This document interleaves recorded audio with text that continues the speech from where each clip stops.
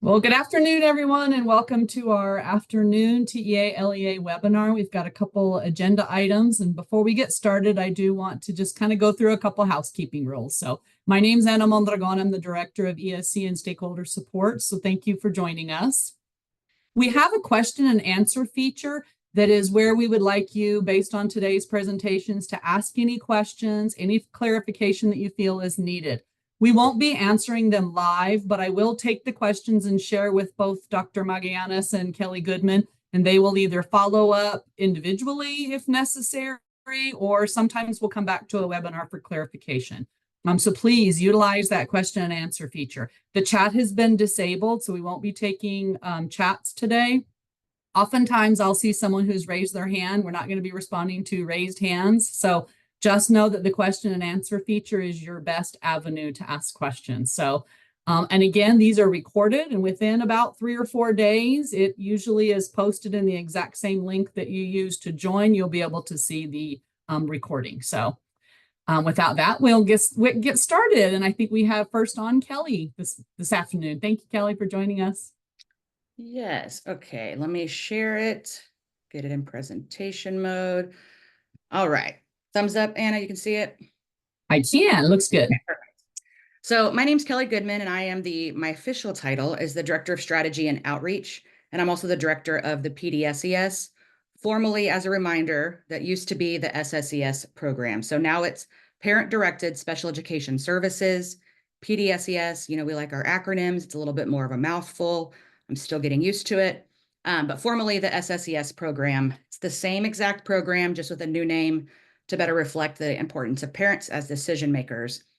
This presentation today is going to talk about all the materials that we have now kind of updated with this new name and logo. All right, eligibility has not changed. However, we did kind of add that third bullet. So just to kind of add clarification, we've always said it's a one-time only grant. We wanted to specify, one of our worries is that people will think this is a new program now that we've changed the name. So we want to ensure that people still know that it's the same program. So we've kind of added that third bullet. So still have to be in a Texas public school, still have to be receiving special education services through an IEP, and have not received a PDSES or SSES grant in the past. All right, here's the big thing. Tomorrow, October 25th, that is tomorrow, right? Yes. Huck Spear, you will get an email from him if you are your district's contact and Ask TED for the SPED director. We'll go through each of these individual 3 things that will be in this email. But I don't know if he's on this webinar, but shout out to him. He did an Excel file for each of the 1,207 LEAs separately and then got them a link. So shout out to him, but you will receive this email tomorrow during the day at some point.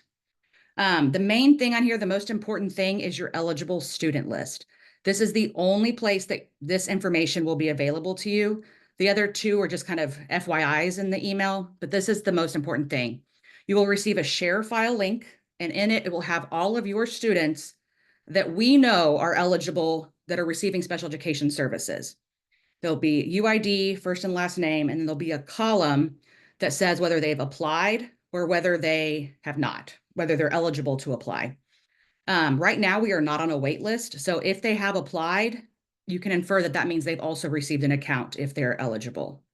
But with this, it will also include the students that still need to apply. Also, this is really old data now. It's a year old. That's our most recent, data that we have still at TEA is the fall snapshot from 2023. So this means there'll likely be new students on there that we just don't know about yet. So keep in mind that if, they had an FIE and they had a new initial ARD meeting in the last, 10 months, 11 months, that we won't know about them yet. And so you should also inform those parents also. Again, we don't need anything back. This doesn't require you any action on your end. This just tells you who is left to apply. So here's the statutory requirements in rule. This again has not changed.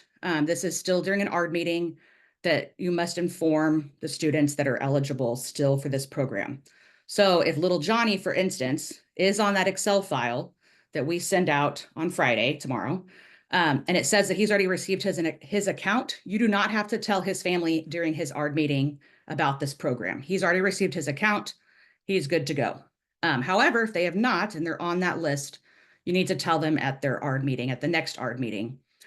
If I was a LEA SPED director, which I'm not, that's a big honor for y'all, not jealous of that at all.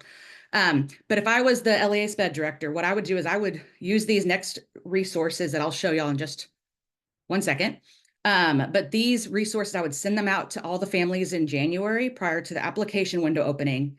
And then I would send that Excel file to each of the ARD facilitators on campuses to say, hey, here's your students that you need to still mention this to during their next ARD.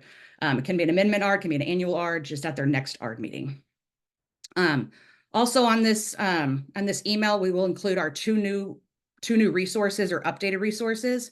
So there'll be just a one-pager that's the new PDSES overview, and then a customizable letter that tells the parents how to apply, when to apply, and then there's like a little text box under like a thank you at the bottom that y'all can customize with, LEA contact information or just your district name, whatever you want to do on there. And this is sufficient for these two things. So the number 1 and 2 at the bottom, by giving them these things during an ARD meeting, these are sufficient for that statute. Here's just kind of screenshots of these. They're cute. They got our new characters on there. Have been updated. They're all branded now with the PDSES logo. These are both in Spanish and English right now. And then the one pager will be also translated into the Vietnamese, Arabic, and the simplified Chinese as soon as we get it back from the translation. All these resources are going to be on the email, but also they're live right now. You can access them using this bit.ly at the bottom, and the bit.lys are case sensitive. So make sure PDSES and the O is capitalized. And these are on there as well. And we've also added 2 social media kind of graphics. You can choose to post these on if your district has a social media platform, y'all can post these here. Some people have also sent them out as like postcards to the families to tell them that they're eligible. You can put them in an email, whatever you want to do with them. But those graphics are online as well. Oh, if you have an old SSES one pager posted somewhere on your website, thank you for doing that. But now we want to replace it with this new one pager because we're still seeing some families that are sending us, hey, my district told me about this program and it's still like a super old SSES one pager. Also, we recommend you using a live link so that if we find a typo or if we, update this, like annually, we'll update the application window on both of these documents. So if you use the live TEA link, it'll just be automatically updated annually. You won't have to go back in and change that URL, or you don't have to download it and re-upload it to your own platform, just as a recommendation. The application window, so it does open on February 3rd. We also added a time, so it'll open at 8 a.m. Central Standard Time, and it will close on March 31st at 5 p.m. Central Standard Time, which is a Monday. We did push this out. We were going to have it be a 6-week window, but we got some feedback and we looked at when the spring breaks were, and a lot of the spring breaks were ending on the same day that the application was closing. So we pushed it out to be closer to 8 weeks. So it'll be open for 57 days. Ample time for y'all to help, families apply if and when they need help. You can still join the interest form. This is the best way to get information directly from TEA. We already have like 20,000 people signed up for this email that we have sent out. We sent out an email around October 1st that just included some of this information about the application window and then the name change. There'll still be about 4 to 5 more emails that will come out with, how to apply, when to apply, extra details like that. And we encourage, even educators and things like that. There's a drop down to select, your role. We recommend, signing up for those, and then you can pass that information along to your parents that don't sign up for the interest form. Last slide, just kind of overview timeline. So again, tomorrow the LEA SPED directors will receive an email with their list of eligible students, everything that we've kind of discussed today. In December, we will send out another interest letter. We're going to have parents, they're going to use My SpedTex, creating an account there to use as like the single sign-on for the PDSES parent portal. So we'll explain more information about that come December and January. I'll come present to y'all again here probably in January about our new application system. We will start a social media outreach campaign in December that leads up to the application window. Of course, there'll be, 4 or 5 along the way. January, we'll send out another interest letter with instructions on how to apply. We'll include some resources, one-pagers about the actual application process. We are also going to add a whole nother FAQ section to our website, along with the new application system specifically. And then again, there's those dates with the times that are there on the bottom. This deck will be posted shortly after this, along with the webinar video link on the same place that you came on here. I think that's it. I have a lovely thank you slide, but I think that's it for me. Awesome. Thank you, Kelly. And just a reminder for everyone, because, you know, my background is a diagnostician, but it can be an amended ARD, it can be a brief ARD, it can be any kind of ARD, the notification can come through, correct, Kelly? Yes.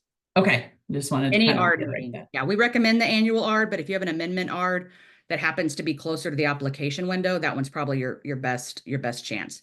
And again, if you notify the families ahead of time, which, like I said, I recommend blasting it out to the students that are still eligible, these 2 resources, that does not count as you informing them at an ARD. That's just like a, hey, we're just telling you about this so that you can make sure that your families take advantage of this program. Awesome. Thank you, Kelly, for that clarification. Appreciate it. So, and yes, this slide deck will be loaded up on the website along with the recording. So appreciate it. So Dr. Mangianis is here to talk with us a little bit about areas of concern. So thank you for joining us this afternoon. Hi, everyone. Thank you. Yes, as Ms. Madrigal mentioned, my name is Dr. Denise Magallanes. I am the director of the Division of Special Education Complaints and Interagency Supports, and I'm excited to share this information with you all. I've shared some information with some local education agencies across the state. So if you've heard this presentation before and you're here to hear it again, I'm excited and welcome back. So we're going to go ahead and begin. So there were some updates in regards to 971071, identified as area of concern. So in July of 2023, OSEP, the Office of Special Education Programs under USDE, provided some, released some guidance in regards to Q&A 2301. So it provided some overview in regards to general supervision and monitoring. What the agency did was created some checklists in regards to what we were doing in regards to 2301, and identified that our general supervision and monitoring programs are actually in pretty good standing according to OSEP. So we were really excited about that. So one area that we did identify that we needed to ensure we had a formalized process for was area of concern. In that regards, we did begin to create some systems and discuss some questions with our National Technical Assistance Advisors to provide some more guidance in regards to what area of concern would consist of. The Q&A 2301 did provide some additional guidance into ways that a state agency would receive an area of concern. And so we really wanted to ensure that as an agency, this process was clear, was formalized, and that local education agencies felt supported, and we would be able to ensure that the communication was clear. So as we get started, an area of concern. So the first part is how can the state agency receive an allegation? So OSEP was really clear in regards to how any state agency can receive an allegation. So it can be through media sources, internal referrals, an email, an online system, fax, mail, or hand delivery. So in the process of that, what we had to ask ourselves across the state and within our system was, what policies and procedures do we have to ensure that these allegations are credible, that they're coming from credible sources? And so that was part of the process that we began to analyze our specific systems. We also had to determine the extent media attention meets the threshold of a credible allegation, as well as how do we respond to individual child-specific concerns if we do receive these particular allegations. And so two of the major things that OSEP does require us as a state to do was develop a process to determine if the concerns are credible, as well as a mechanism to track these concerns to determine if there are any systemic issues or concerns arising within the local education agency. So in response to that, we at the Texas Education Agency did update the rule 97-1071. So this is what the rule states: in exercising its general supervision authority under 34 CFR 300-149 and 300-600, TEA has established a process that provides for the investigation and issuance of findings regarding alleged violations of the Individuals with Disabilities Education Act, Part B, or a state statute or administrative rule created to implement IDEA that arise from an area of concern. The following guidelines shall apply to this process. So what does an area of concern mean? It means that TA has been made aware of an allegation regarding a violation of or noncompliance with a requirement of IDEA Part B or a state special education law or administrative rule. Its information and awareness of an area of concern may arise directly from TA or from external sources. TA will engage in a process to determine if an area of concern is determined to be credible, and if determined credible, TA will initiate an investigation to determine if findings of noncompliance will be issued. In addition, a media report or social media post alleging special education noncompliance, as well as an anonymous report or alleged noncompliance, will not be treated as an area of concern unless TA identifies or receives information and facts that a specific violation of state or federal law or rule has occurred if the allegation were to be confirmed true.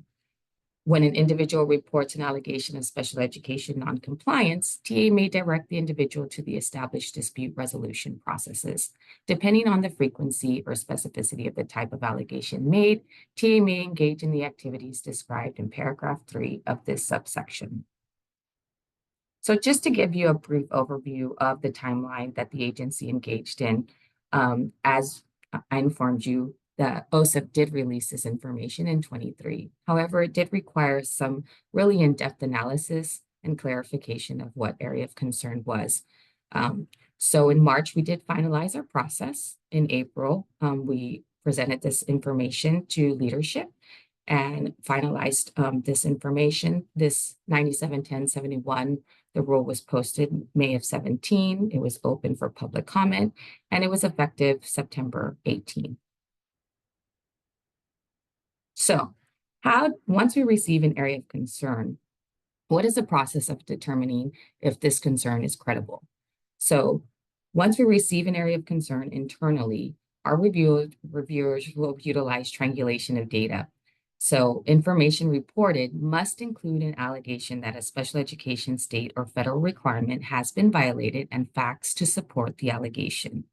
In addition, if and when the severity of the frequency of an allegation rises to the level that Texas Education Agency determines that there may be a possible violation of special education requirements, TA will identify an area of concern to be reviewed for credibility within 5 business days. So within 97-1071, we also have very distinct processes in which we will conduct to determine if an area of concern is credible. So the agency will conduct one or more of the following due diligence measures when determining whether an allegation is credible and rises to the level of special education area of concern. We will review the district or school's existing noncompliance areas and any noncompliance within the last 2 school years on the same or similar alleged violation. We'll review filed state complaints that are in the process of being investigated or that have been substantiated within the last 2 school years on the same or similar alleged violation. We can also review due process hearing decisions issued within the last 2 years, in which the hearing officer's final written decision contains a finding of noncompliance on the same or similar alleged violation. We can contact groups that represent or advocate for families and communities served by the district. We may also review and analyze available student or district or school level data that relate to the alleged violation. We may review and analyze fiscal and program information such as grant applications, contracts, self-assessments, and other special education documents submitted to the agency by the district, and also any other activity or measure that the agency determines is within its general supervision and monitoring authority. So once we determine that an area of concern is credible, it will result in an issuance of findings as described under the paragraph of this subsection, and then will include contacting the district, which is subject of the allegation. The district will then have an opportunity to respond to the particular credible allegation. So the intent of this is to ensure that we are not expending any local education agency resources as well as any state level resources. Should an area of concern not be deemed credible, then the local education agency will be notified as well. However, a response would not be required at that time. If a response is required, there may be some additional investigative actions which may occur. So the agency may conduct interviews with the district, staff, parents, or students. It may also be a referral for review or investigation by any other appropriate unit or division within the agency, depending on the subject of the credible allegation. We may also utilize a review and analysis of the activities we conducted during the review under paragraph 7 of this subsection to determine if noncompliance is found, as well as any other activity or measure within the agency's general supervision and monitoring authority. So once we conduct this investigation for credible allegation, the TA, if there is any identified noncompliance, then we may apply any interventions or sanctions within its authority, and as well as any violation once it's substantiated under the section 891076. So this is the general process overview map for area of concern. So once we receive an area of concern, once again, as we noted, it may come in various sources, various ways. We will do an intake and tracking. We will conduct triangulation of data. So it may include any of those particular steps within the activities listed in 971071 to determine if that area of concern is credible. If it is credible, then the action that the agency will take is that it will conduct an investigation, or the stakeholder may engage in mediation or due process according to their procedural rights. If it is not deemed credible, then the agency would not take any action at this point, and the stakeholder would be referred to local education agency processes. And so we want to ensure that they would then be referred to possibly their local grievance process or early resolution processes within their local education agency, as well as possibly utilizing sped techs. So if an area of concern is deemed credible and we do engage in an investigation, there's two possible pathways for investigation within the agency. The two possible pathways that these credible allegation will engage in will be either via the SPED complaints unit or the special education interventions and sanctions unit. Both of these units do reside under my division.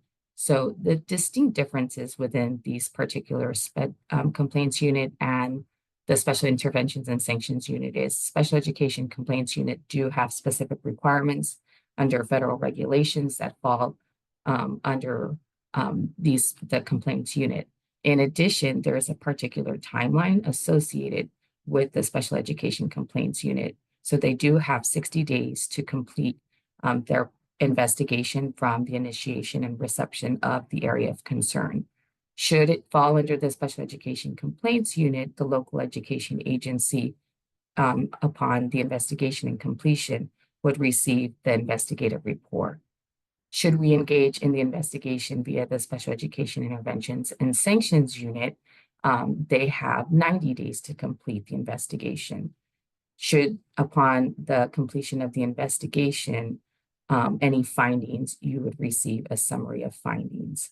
In both of those reports, the LEA would be informed of any noncompliance via the investigative report or a summary of findings, should there be any substantiated noncompliance. So, as you remember, the other requirement that OSEP required for state agencies was that we establish a top tracking process. The intent of the tracking process is to ensure that as local education agencies are engaging and have these areas of concern and credible allegations arise, that we are utilizing this information within our general supervision and monitoring processes. And so part of the tracking process is, to gather this information, to utilize the data, and to provide levels of support in addition to continue to monitor any systemic issues that may arise. So the agency will utilize the Smart Sheet to track the areas of concern within the identified local education agencies. In the future, the intent for Texas Education Agency is to embed it within the Ascend Texas platform. So that way, local education agencies will have access to this information, be able to monitor their areas of concern as we receive them. And we're hopeful that this will be functional by spring of 2025. So as we noted, findings of noncompliance and the documentation that the local education agency would receive. There's some considerations that we are reviewing as we engage in these investigations. So we would consider if a local education agency, as we noted, when we're conducting an area of concern and determining credible allegation, if there are information or findings and data that correlate to having similar or same findings of noncompliance, it is very possible that the local education agency is engaging in corrective actions within the year. And so looking at it and determining whether the local education agency is engaging in those particular corrective actions and embedding into existing noncompliance. It would still be the responsibility of the local education agency, as well as the state agency's expectation to correct 100% of the individual student corrections identified within credible allegation findings. We could also consider, should the LEA have these findings of noncompliance over multiple years, or not close these noncompliance over the 365 days, then we consider transitioning into continuing noncompliance, and then also consider additional sanctions for the local education agency, depending on the level or severity of the noncompliance. And then, as we noted, the notification of actions post-investigation, you'd get a notice of noncompliance via the investigative report or summary of findings. And so, where to contact us. We have an Interventions and Sanctions Director, Melissa Tico Evans, and that's her contact information. That we have a Special Education Complaints and Interagency Supports Division Director. That is her contact information, which happens to be me. And we have a mailbox for any concerns that may arise. This is our new mailbox that we are receiving any referrals, whether internally or externally. So it's spedconcerns@tea.texas.gov. So thank you very much. Thank you, Denise, for the information. Really appreciate it. And the questions that are coming in, I will push out to you guys. I'm going to try something a little new. You guys can hang out here for a little bit if you want, but I do have a QR code. And so as I wrap this time up, is the QR code showing, Kelly? I'm going to ask. Awesome. I decided to do a QR code to kind of show at the end of the webinars. All it is if there's a future topic that you all want on TEA webinars as the LEAs who are watching, please use this QR code and pop a topic in there. I'll do what I can to research someone to come in and share information about that topic, but kind of thought I'd start this just a little bit, gathering a little bit of information from you all and what you might want in the future. So as I wind down, I want to remind everyone that the next webinar is November 14th. And that particular webinar is going to be a collaborative webinar for all federal programs across the state with respect to RDA. So hopefully other federal program representatives, in addition to special education, know about this webinar. But it's on the agenda as well, with that little notation that RDA will be the next webinar, and we'll invite a lot of people across the state that are working with RDA and represent the different federal programs. So I'm going to leave this up for just a little bit more in case someone wants to scan that QR code while I say thank you again for attending our webinar. Thank you, Kelly and Denise, for coming in and sharing information with the people across the state. And probably in about maybe 3 or 4 days, this recording will be posted along with both presentations. I do have the one on area of concern from Denise, as well as the one from PDSES from Kelly, and those presentations will be posted as well. So I'm going to stop sharing, stop the recording.